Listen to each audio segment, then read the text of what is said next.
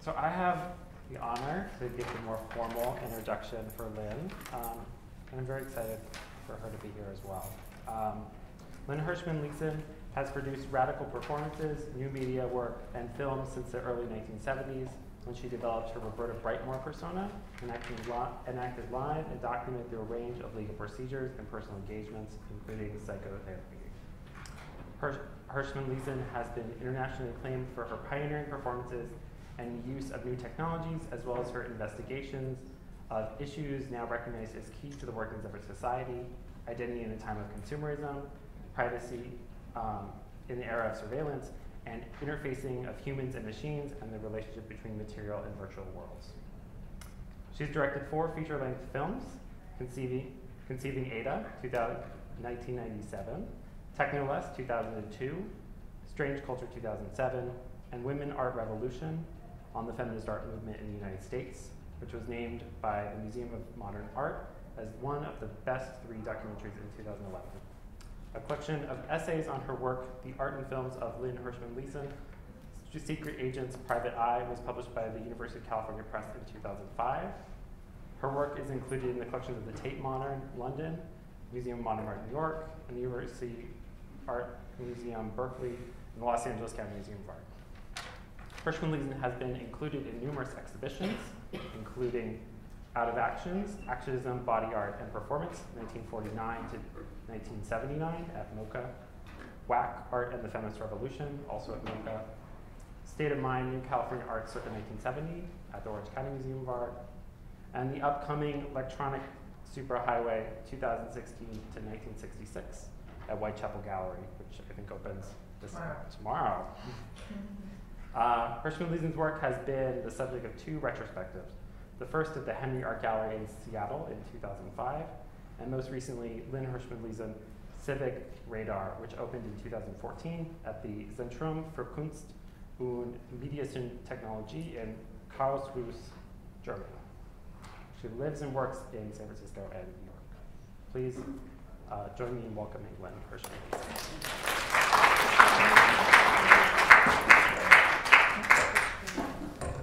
I also just wanted to mention that Technoless will be screening tomorrow on campus at the Wade Phillips Hall B27, so you have a great opportunity to see the full film. At 7 p.m. And Lynn will also be there.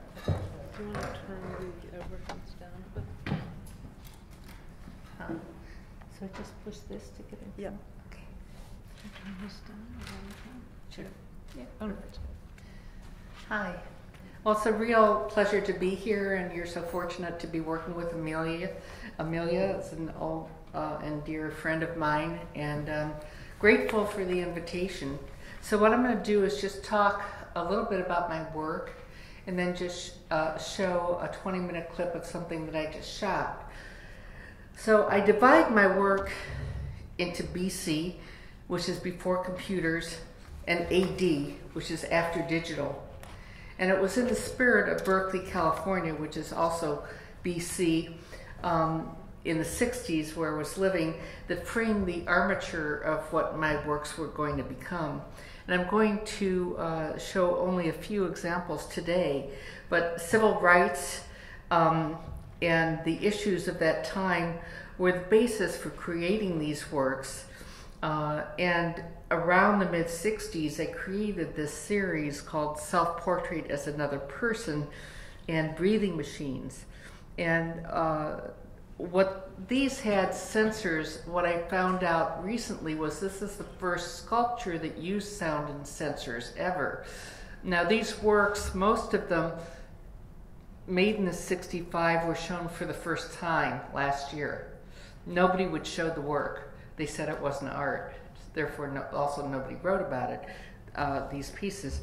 But the one on the right was called Self-Portrait as Another Person, and it was myself as a black woman, and you would walk up to it, and in those days you had sensors on the floor, and you would step on the sensor and it would start to talk back to you. I put that in a show at the University Art Museum in Berkeley. the reason I was in that show was because they were threatened with having their funding cut because they hadn't shown any women. They wanted me to show drawings, but to me, sound extended into time in the way that it worked in the sculpture was to me a drawing. But they didn't see it that way, and they closed the exhibition, and they said that media wasn't art and it didn't belong in a museum. So what I did at that time was to say that you don't really need a museum to make art. And so with a friend of mine, Eleanor Coppola, we just rented rooms in a itinerant hotel, and this was called the Dante Hotel. And the way this worked, and this was before the word site-specific existed, you would just go in and sign in at the desk, get a key, and trespass into this alien space that there were fictional residents in the Dante Hotel, and their artifacts were encased there for witnesses to discover. The piece lasted for about a year with the people in this hotel taking care of it.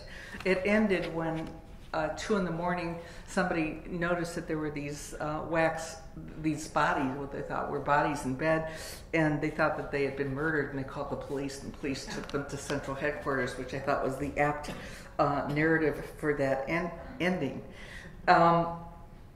But when I was doing this piece, I started to think about liberating the essence of a character that could have stayed in the room, but move her through real life and through real time. And that was really the birth of this character called Roberta Brightmore. And she was a fictional character that rented a room at the Dante, but the fiction overlapped into reality. She was a private performance that existed in real time. Her background, including her education, her early childhood traumas, were composited from accumulated stereotypes and psychological data, and her simulated history guided her behavior and her choices. She saw a psychiatrist, used a specific language, had unique handwriting, had credit cards at a time that I couldn't get a credit card. She had a checking account and a driver's license, and participated in all the cultural trends of her time, like Est. And then there were surveillance photographs that were made of her during that time that also reflected the culture that she lived in. So she was a mirror, kind of a mirror, reflective mirror of living through those years. And also the discards of her transitory life became the credible proof that indeed she did existed. She was a fractured identity that mirrored and reflected her society. And the way she operated was when she first got to San Francisco, she put an ad for roommate in a local newspaper, and people answered her ad and became unwitting participants in her adventures, and thereby part of her fiction, as Roberta herself became part of their reality. There was also this comic book about 4 years into her life that outlined by Spain Rodriguez, who was one of the Zap comic artists at the time, that also reflected who she was. In her 4th year of life, Roberta's adventures became so complicated and negative that she multiplied herself. Almost, I like to think of this as a viralization, and so that there became not one Roberta but 4. With the first multiple was Christine Stiles, and the rest, these were 3 multiples that would go out as her, and see if they also had similar negative experiences from living during that time. So she was exorcised in Lucretia Borgia's crypt in 1979, kind of as a performance, really, to switch over the energy of that victimized person into a different way of reacting to the room, to the world. So the piece that came after that was Lorna, and unlike Roberta, who existed in real time, in real space, Lorna was an agoraphobic woman who was afraid to leave her home, so she never left, and she was captured inside a laser video disc. Rather than being remotely controlled, the decisions of users was literally placed in her hands, as well as the viewer's hands. And what you would do is sit in Lorna's room and make decisions for her. And then there were modules on the video and different soundtracks and different endings, so you would control the flow of how you looked at her. Now you have to remember this was 1983 that I did this, and she wasn't exhibited for 22 years because nobody could understand what it was. And a lot of terms like user came out of this piece, and the way you navigate things came out of this piece because there was no other precedent for how you would. There were no DVDs, there was no ATMs, so there's no kind of precedent of how you would interact with something like this. It had 3 different endings. She could either stay where she was, commit suicide, or what some people thought in San Francisco was the worst option, which was she moved to Los Angeles. So this is Room of One's Own. And this, again, is an interactive computer-based video disc installation. And this was based on Thomas Edison's Peep Show, and it required the viewer, voyeur, to peer through an articulated eyepiece, and a movable periscopic viewer tracks the eyes of the person looking inside, so they see themselves looking at themselves, and the act of looking itself initiates the action. And as you focus on different objects in the room, different images come up, including a seductive and defiant female occupant, and they're projected in the room, and they're challenging. She challenges why people are looking in on her. So the power of the gaze is the character continually protests her visual objectification is one of the elements of this piece. America's Finest. This is a camera gun, and it was designed to document the horrors of our century perpetrated by weapons and translated into memory by the media. When you pull the trigger of this M16 rifle, when you squeeze it, the viewer's image is superimposed with images of atrocity, of war inside the gun's sight. So the viewer's image fades out like a ghost as the images of historical violence continue. So there's this relationship between media, cameras, guns, warfare that cycle through the memories that go through this gun. This work itself seems to incite violence. It was shown at the Liverpool, and it enrages people. And at that showing, the cords were slashed. It's been broken 3 or 4 times. Art is difficult business. Cyber Roberta and Tilly. The viewer on the internet can literally look through the eyes of these dolls. The eyes, one eye is a webcam, and the other eye is a camera to the room. And if you press like the right eye, your picture's taken, her head moves, and your picture is uploaded. So it becomes this dynamic surveillance systems. And these twins can turn their head 180 degrees, bringing the peripheral vision into focus. And by looking through their eyes of these dolls to see what she sees, the viewers become virtual cyborgs. Cynthia, again modeled after Thomas Edison, it's a stock ticker, and it's a network sculpture that reacts to changes in the stock market in real time. And instead of introducing ticker tape, the miniaturized stock ticker houses a small monitor that features a female character named Cynthia.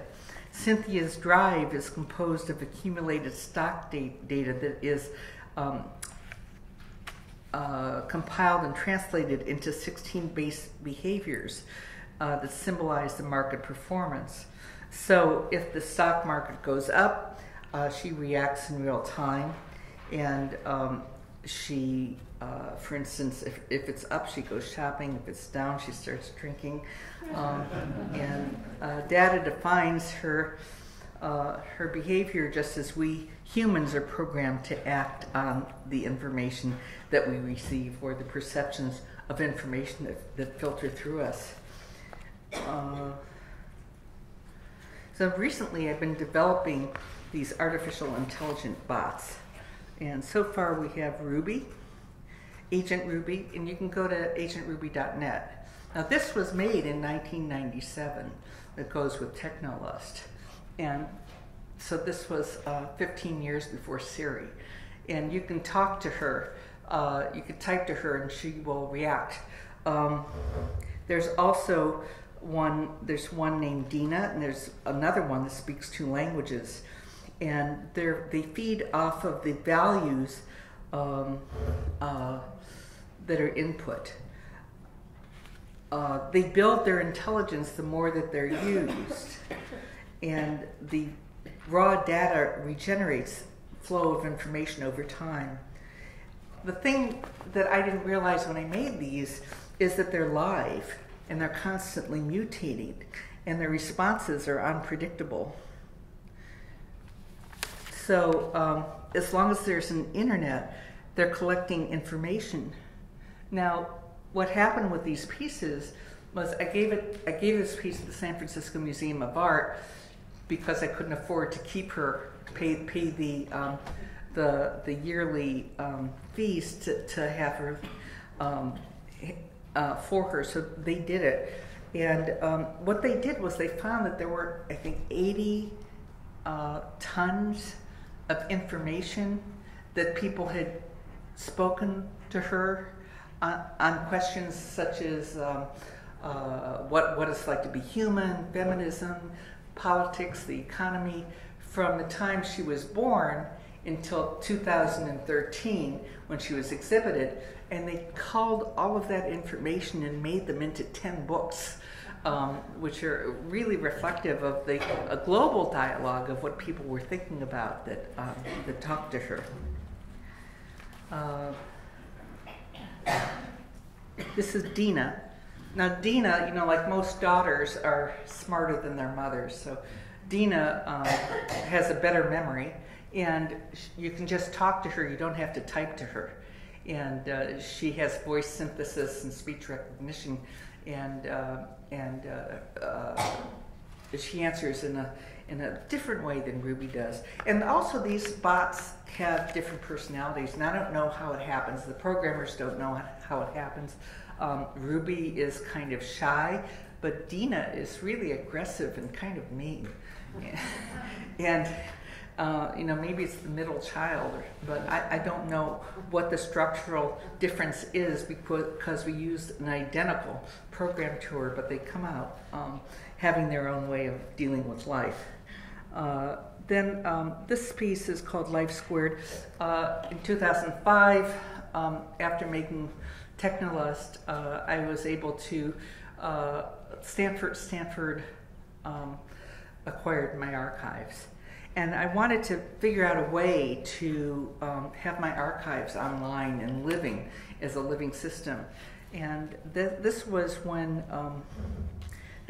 Second Life was just being developed. It wasn't even released yet. So I created a lot of the pieces that I had done in Second Life, from the Dante Hotel,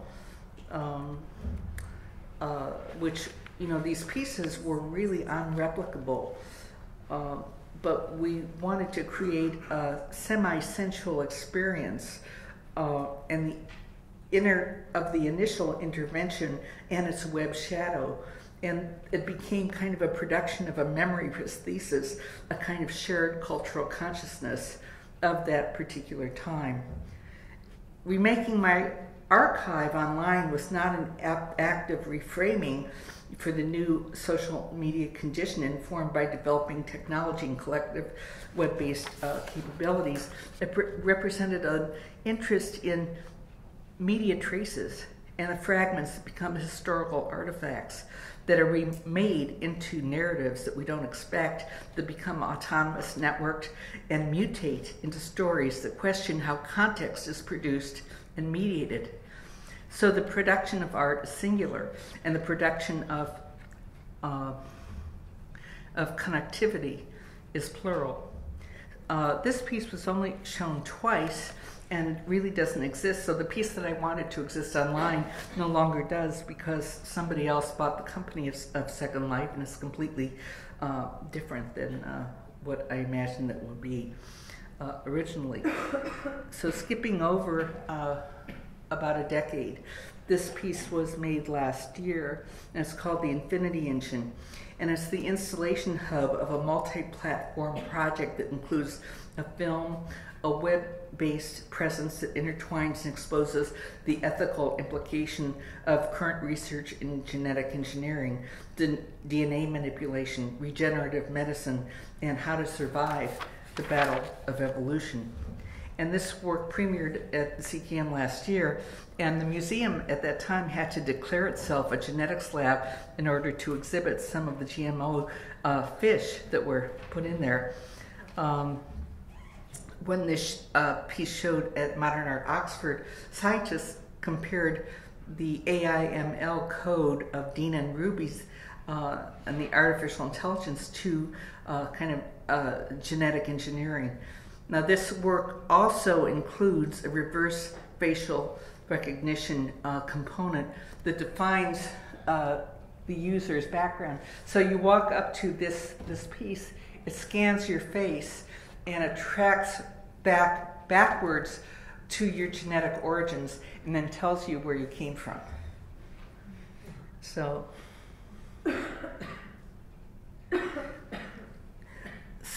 this is a different BC, because they call it it's biological computing now, which I think it is reshaping the world. So by continuing to trespass the unknown, these are collective searches and nomadic wanderings of a non-delineated global universe. And they seek not closure, but an expanded aperture and perhaps a revision into a new space for tolerance and connectivity. I think you have seen some of these. I'm going to show you just you'll be the first ones that have seen it, but just about 5 weeks ago I shot a little bit of a film that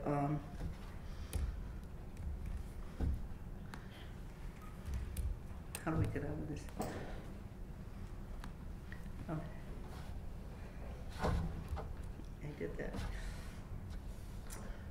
On Tanya Bruguera. Now, she was, as you know, may know, was under house arrest, and I started to see, and also imprisoned, and I started to see these very strange things come up on YouTube with terrible sound, terrible video, and I thought, nobody's going to look at this and take this seriously. So I wrote to her. People said I'd never get through because at the time she was in prison, but I was able to get through within a day, and said I thought I could help her to let people know what was happening in a more effective way. And I did that once with Steve Kurtz, who had been another artist who was imprisoned, who was accused of bioterrorism, and I made a film called Strange Culture, which was really kind of an activist film because it let people know what was going on in that situation that he was living through. And he credits the film with having a potential charge of 23 years dropped from him. Oh, so what happened was, Tanya, after 8 months, was released from prison, came to the United States, and just after she arrived to the United States, we talked for the first time, and I had never met her, and we decided to do this because she was afraid that she had was suffering from post-traumatic stress from having been incarcerated for that long, and under the conditions of the Cuban authorities and interrogation systems. So we decided to go to like the World Authority for Post-Traumatic Stress. His name is Frank Ochberg, and he is in East Lansing, Michigan. And we did 10 back-to-back sessions, therapy sessions, about post-traumatic stress and about Stockholm Syndrome. Not just for Tanya's experience, but she felt that her experience was that of Cuban people that didn't know that they were living under oppression, and they didn't know that they had limited choices. So this is just a very quick rough cut of 20 minutes of the film, which will be 80 minutes. And we hope to finish this in June. And the sound levels are crazy and their sound is bad and so forth, but we'll show it anyway.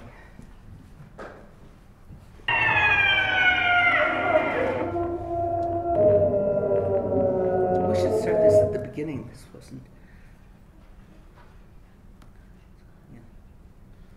Cobarde, si estoy hablando basura, derechos de los que señalarte, me estoy seguro, es un gobierno cobarde. A mí me parece que esto debería estar prohibido. Derechos de los que señalarte, me estoy seguro, es un gobierno cobarde. ¿Por qué necesitamos un podio para decir que nos exploten armas?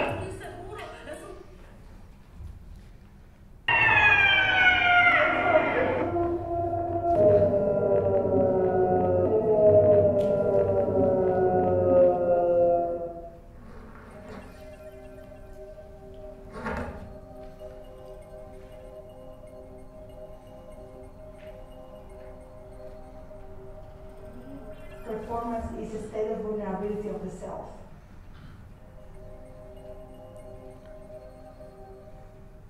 Today, Cuba is still governed by the Castros and the Communist Party that came to power half a century ago. Neither the American nor Cuban people are well served by a rigid policy that's rooted in events that took place before most of us were born. Under no illusion about the continued barriers to freedom that remain for ordinary Cubans. The United States believes that no Cuban should face harassment or arrest or beatings simply because they're exercising a universal right to have their voices heard. And we will continue to support civil society there. And it was in Cuba.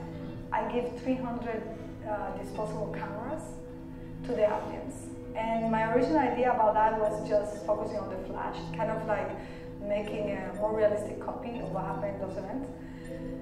But what happened is like the camera became the protection of the people who were talking, because imagine if something happened, like some abusive behavior by the police or something happened, then you have 300 photos minimum. Really the most important statement somebody did, which was very in the moment, you know, that say, I hope one day freedom of speech in Cuba doesn't have to be a performance.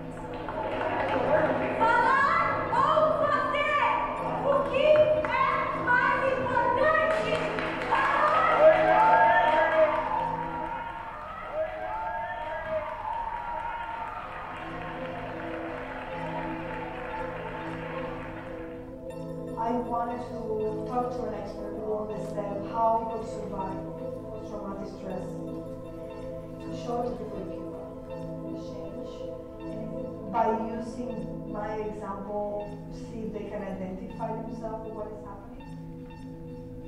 Our species is being provoked right now. And what worries me most is the way we react, not what they do to us.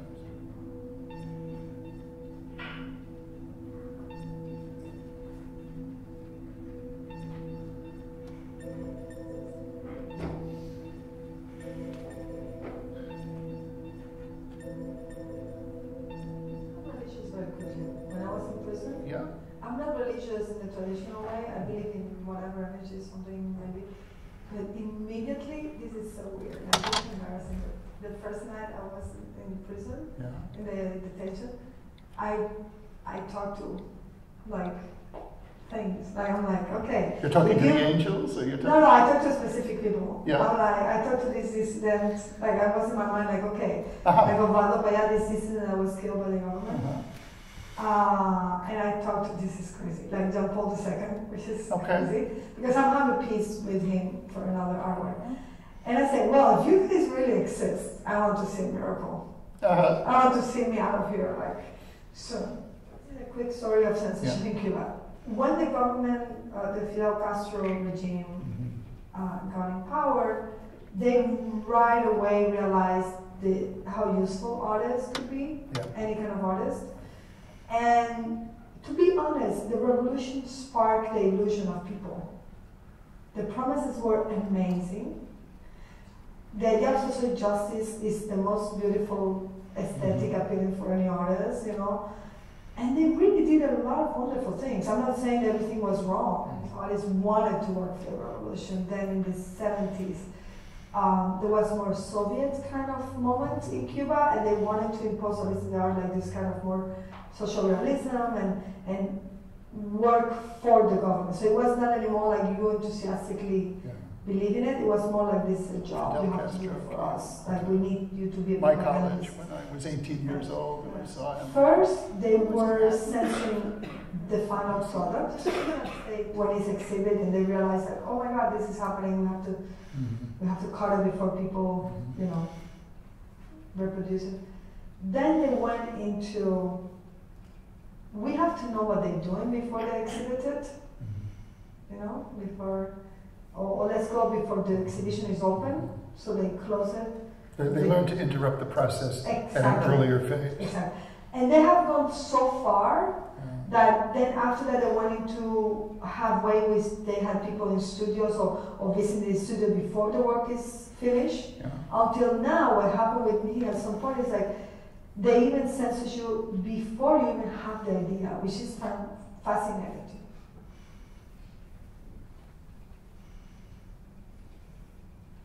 And the betrayal was so profound that it shook your faith in a just world. So can I ask you, have you experienced that? Once. One? Well, I think, yeah, well, actually, it's like, with my father. He came to my house as a policeman, not as a father. And he became the repressive figure. Later I realized, didn't know this at the time, that he was actually part of the state security police. Your father was? Yeah, he was a coward. And I was so mad at him. All my work became about self-censorship. And then I decided to leave the country. That was the real reason I left, to study outside. When you are doing political work, ambiguity is very dangerous. How do you balance clarity with enough emotions, with sufficient creative space? And I don't believe this balance can be permanent. It goes with what's happening around. This is why I try to work with this idea of political timing in specific. When I was invited at this time during the Olympics, I thought it was very appropriate to talk about nationalism.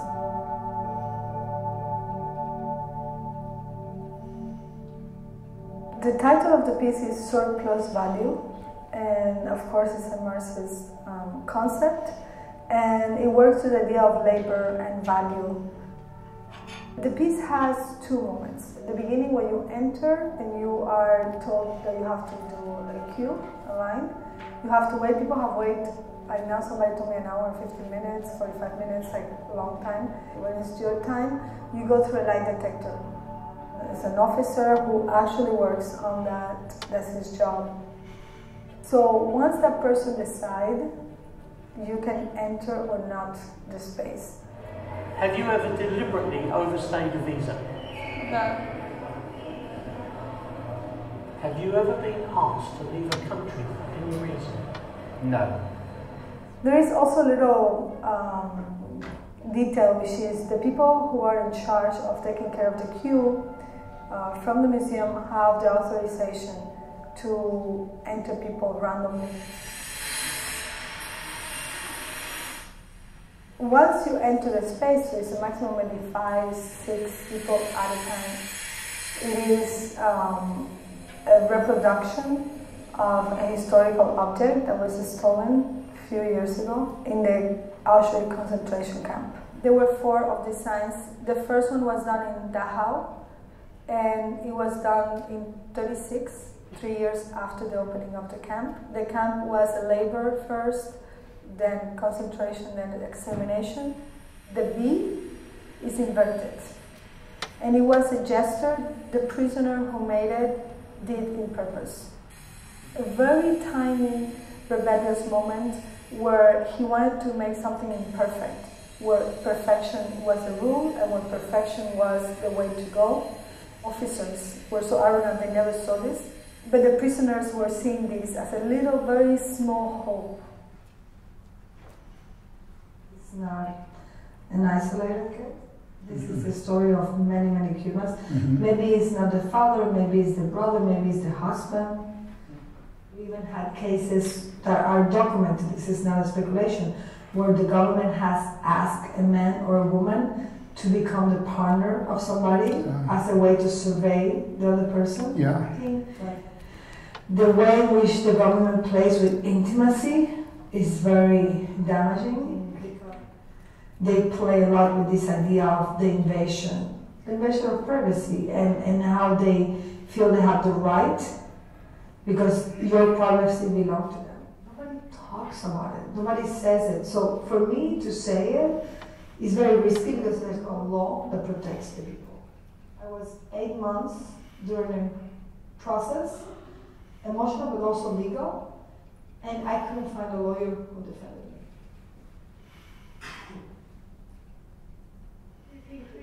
The most important thing to discuss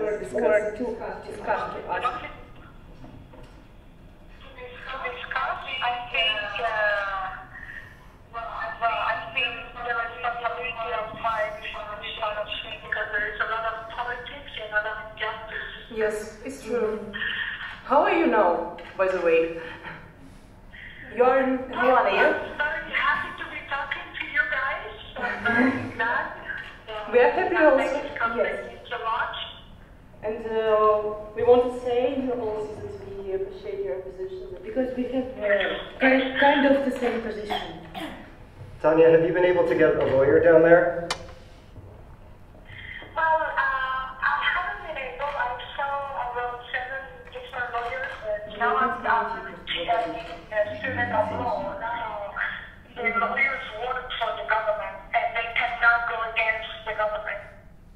In the detention space, like in the cell, they put this other woman, I think they put it to scare me. And then I said, no, they didn't do that, I'm just creating things. But you know what? They did this thing that was alone in a room with this woman. I have no defense if something happened. That was pretty intense.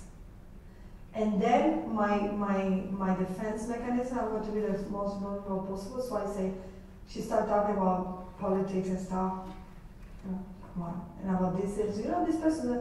And I'm like, I'm sorry, it's not about you, I just don't want to talk to anybody.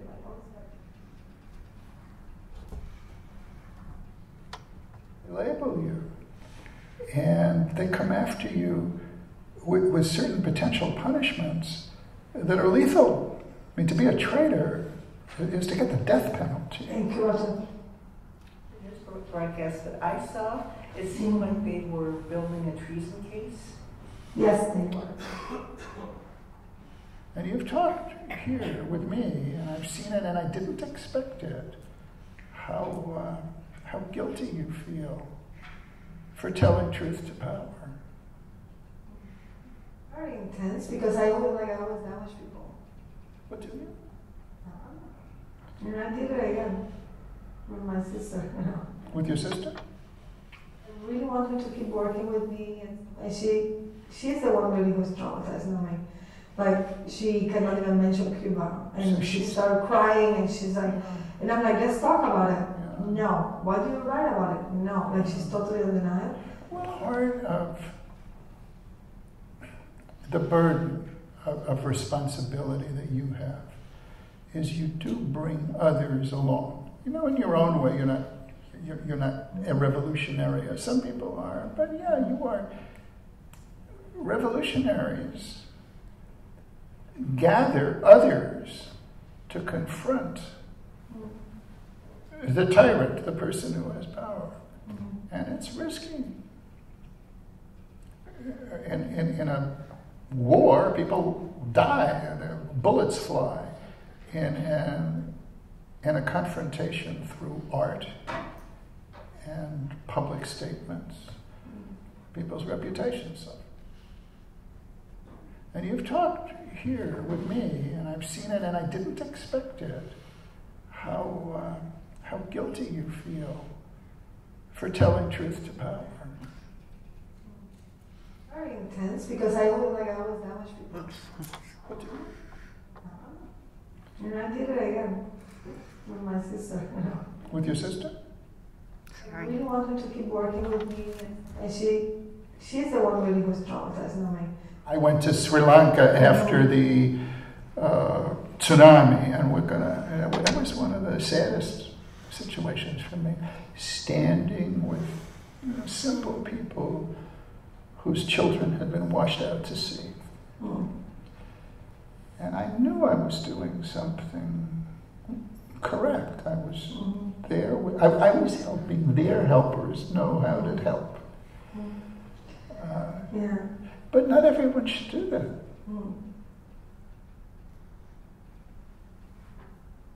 To arrive to the mounted police, dressed with their uniform on their horses, and who are actually using all the techniques they learned in the police academy and through their experience as policemen to control the audience. And I really like that people here were reacting with the same kind of a spirit, like, oh, is this about controlling people? Is this about terrorism? I coined my practice what could be translated in English as behavior art, but I call it in Spanish, it's arte de conducta. I wanted to make sure that people understand that my work is all about intervening in the social tissue, and trying people to unlearn the behavior they have been taught, sometimes as a repressive way of responding to what happened in their life. I think the government did a piece for me. Exactly. I had nothing to do, I was literally like this. The ritual of interrogation from the police administration in Cuba is a kind of performance. I never thought that the interrogation rituals in Cuba by the state police were a performance, but they are performance. I don't think they believe what they're doing anymore. I told them, I don't want to do a performance and you want to do a theater play. Because for me the difference between performance and theater is, in theater you embed a character. And you have to go through all the training and stuff, but it's not right because you want to have the setup, the situation, which is performance, you bring something, let's see what happens. You want to have the same old characters that you have all the time, like the dissident, the good police, the bad dissident, the American interventionist, and all of these characters they've set up in the 60s and they keep using over and over. No matter what your story is, they impose this to you. Like that's your story. And that's what they tell people.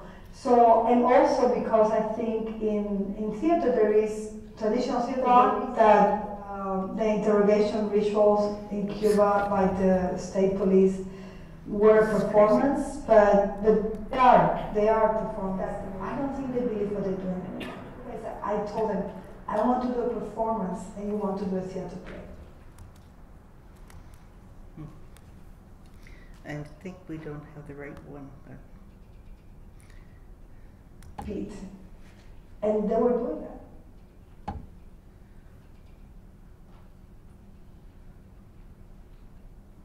Yes. 100 hours reading non-stop this book. The government response is the next day they came with. So So this, she was reading that Hannah Arendt's book on totalitarianism. Let's see if we can get this. A friend of mine gave me Hannah Arendt in Spanish, The Origins of Totalitarianism book. Yeah. And then I say, I'm just going to read it. 100 hours, reading non-stop this book. The government response is the next day, they came with jackhammers. Jackhammers to fix the street. But they were so non-subtle, let's say, that they only cut from my house to a little bit, like maybe one door more than my house, and then the rest of the street was normal. And I was like, and they spent like a week. I think the government did this for me. Exactly. I had nothing to do. Well, obviously this is not the right one, but I guess you get an idea of what this will be. And normally these films take me like 3 to 5 years to make. So this one has a way to go to be finished, but just the idea of interrogation between the psychiatrist and her, and she describes pretty clearly in other places the interrogation between the people, her interrogators in Cuba, and the whole question of when life becomes performance and how we react to it. So do you have any questions about any of this? We clap first.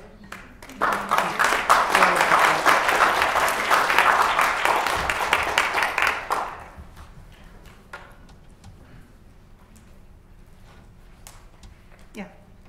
Reflexivity plays this key role in your work. There are all these reflections and these disjunctions, and different modes of identification, and also this element of self-exposure constantly of the viewer in your work. Like his image is captured by this weapon/camera. So I was wondering if you could talk about this element of the guilty conscience in your work, and how the spectator experiences a sense of guilt and vulnerability in relation to your works. And I think that's also a common element with Bruguera and this idea of vulnerability of the participant himself or herself who needs to expose his personal history as in I never thought of really a guilty conscience in doing this. It's really more of a surveillance system. One thing I wanted to mention was a lot of my work is about surveillance and external cameras capturing us, dolls' images and webcams capturing us. But I think what's really changed, and I spent the last 3 years doing this Infinity Engine lab, which is a reproduction of a genetics lab, is that surveillance is really internal now. There's so many changes that are going on with DNA structures where we have infinite mutations and infinite life forms being made with no regulations. And some people feel that this is a reaction to an extinction phase of our species, that we're trying to do things because we polluted the globe to such a level of dynamic problems that we're creating things that are stronger and life forms that could be stronger for the future. You know, so like merging a goat with a mosquito in order to get stronger milk, or I made wallpaper of all the labs doing this in crops and animals that are being shifted. So what's happening now is that you can find out traumas, historical traumas in the DNA. And it's a different way of looking at DNA that's just really been identified very recently. Not only can you look at the traumas that have happened through your entire history since the beginning of life forms, tracking back many generations before you, but you can correct certain traumas prior to the birth of a child, so that they don't become a carrier of the trauma. And this is just like in the past 6 weeks been approved in Great Britain to do these operations on unborn fetuses. so that if they're identified as having parents that lived through particular trauma, particular famines, particular things that will affect them, they can do it. And in that sense, you know, your surveillance is a biological computing kind of things. So I don't think it's really guilty conscience, but it's really a way of reflecting both the individual in culture as well as culture's effect on individuals. Yeah. Yeah. Is there a reason why all of your female characters that you've created are white? Why what?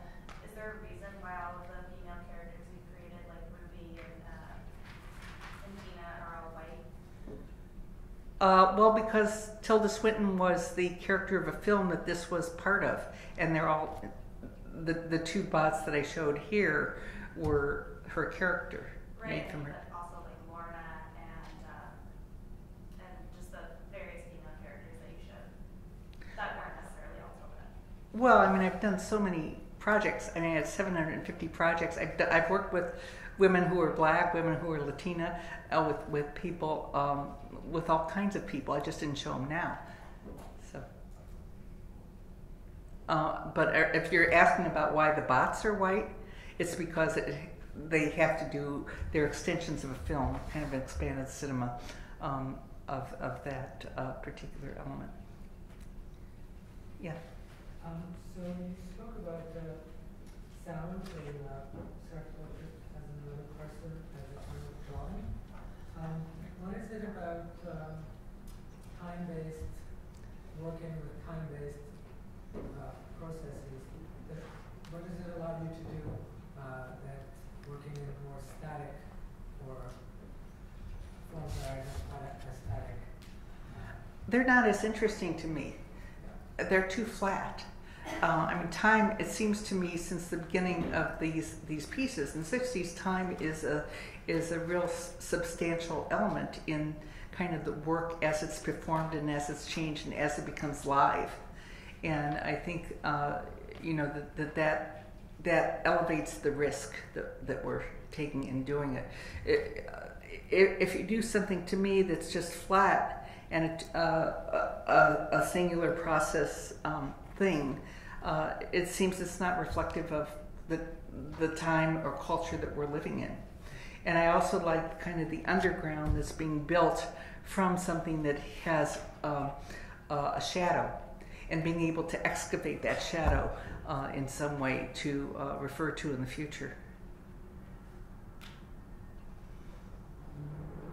Can you say more about that shadow? That's a really cool idea.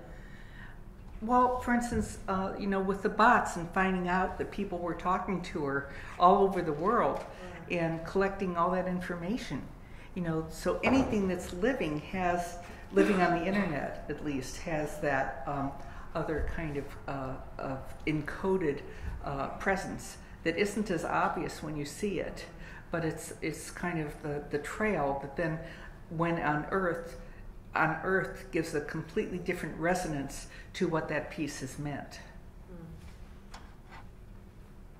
And I think that becomes the essence of it, that what we see on the surface is really just something to guide us to what's hidden.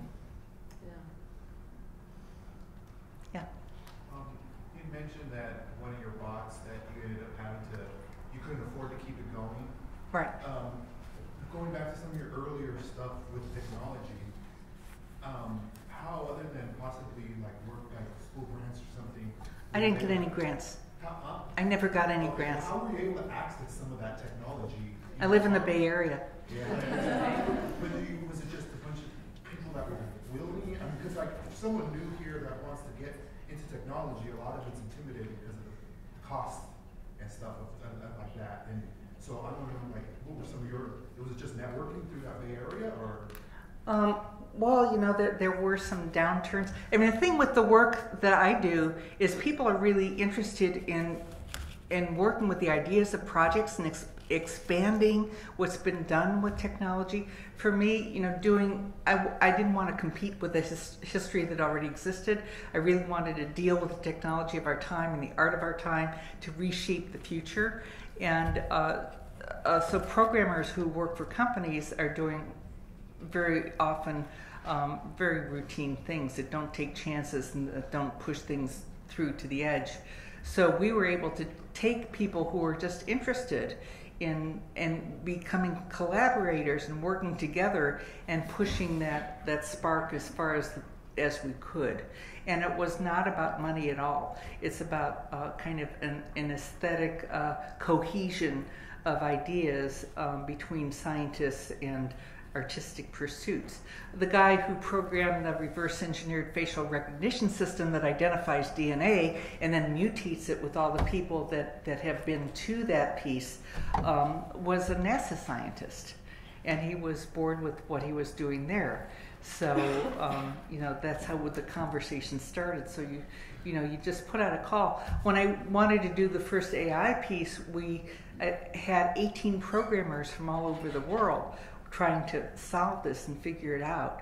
By the time we finished, of course, AI/ML was available. But in most of these pieces that I've done, the software did not exist. It's all original that we invented because there was an idea that we had, say, how can you make something as a surveillance system that's also telerobotic, or how can you push something as far as you can. So, you know, it's a lot of being, you know, luck and meeting people and not so much networking, but sort of you put the ideas out. It's like Daniel Spurry's work, you know, they put the idea out and then it draws people who are like-minded in order to accomplish it.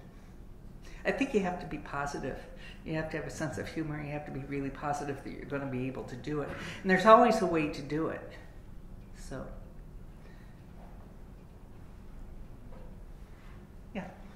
Actually, just spinning off your question, that you were making these pieces in the early mid-90s, right? I mean, yeah, the telerobotic doll was 93, 94. Yeah, I mean, that was a really, it's fun to look back at times like that. That was such a different time than today, because people were trying to figure out what AI was, and what all these facial recognition things were, and how you could interact with it.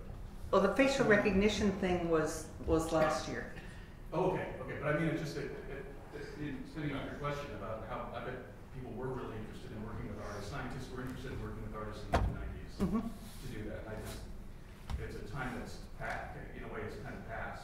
I don't think so. Oh, right. You know, because as I said, you know, this genetics lab, I worked with 35 scientists from around the world in order to make to recreate an 8-room genetics lab that you would trespass through and see all of the, you know, the tracings of both bioprinting and ethics and other issues that we're dealing with kind of this internalized surveillance through DNA manipulation. So people, they're really excited, and I talked to, these are world, you know, class Nobel Prize winners, and they really like to do this and like to think about things that aren't really, you know, because I think of this as an extension of photography, really, because it's really, you know, printing and changing the printing and manipulating the printing to come out in a different way, but it's living when it comes out. You know, the fact that you can have a printer and have it pulse out a heart, or pulse out a living part of your body is phenomenally interesting, and also saving lives. So I think that there are many people who are, you know, still eager and willing collaborators. That's great. I was really fascinated by all of it. Thank you. But the filming of the interview, or as you say, the interrogation with the psychiatrist. Yeah, I'm sorry about this. Somebody just sent this to me and it was the wrong clip. No need to apologize, but Well, it's so much better. I'm sure, yeah, and definitely look forward to seeing the finished product. But I thought that was a really interesting just situation of viewing somebody with a psychiatrist and your position in that situation. And the comment about you know, the interrogations in Cuba and sort of the stories being placed onto the citizens, and then this idea of being in prison and having a Stockholm syndrome, and then the possibility of, you know, everybody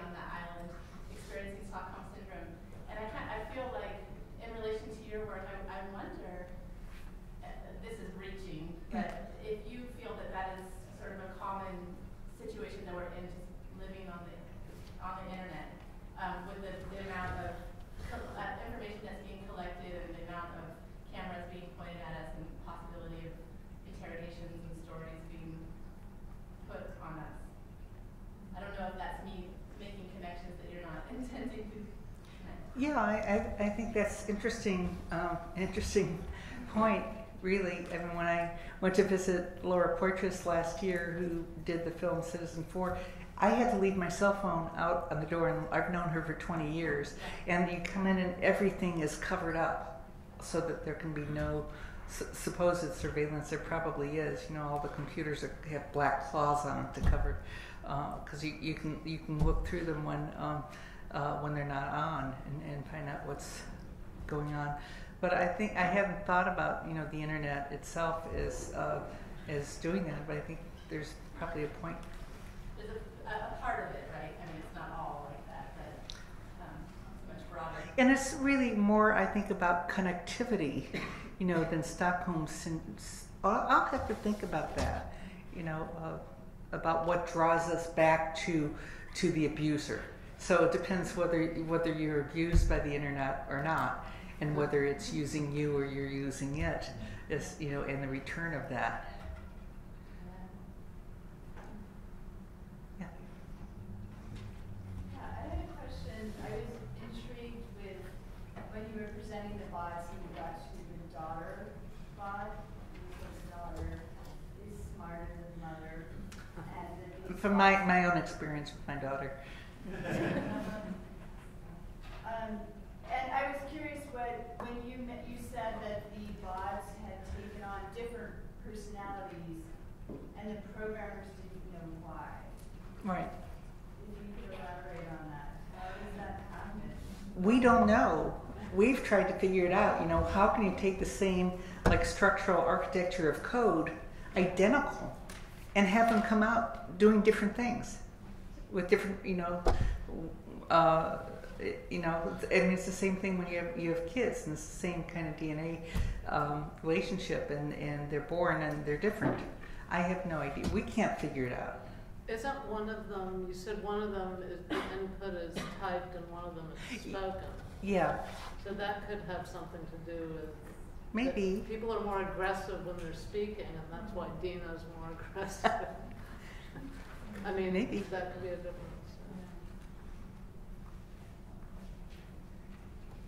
Who knows? Okay, well, thank you. Thank you, Lynn.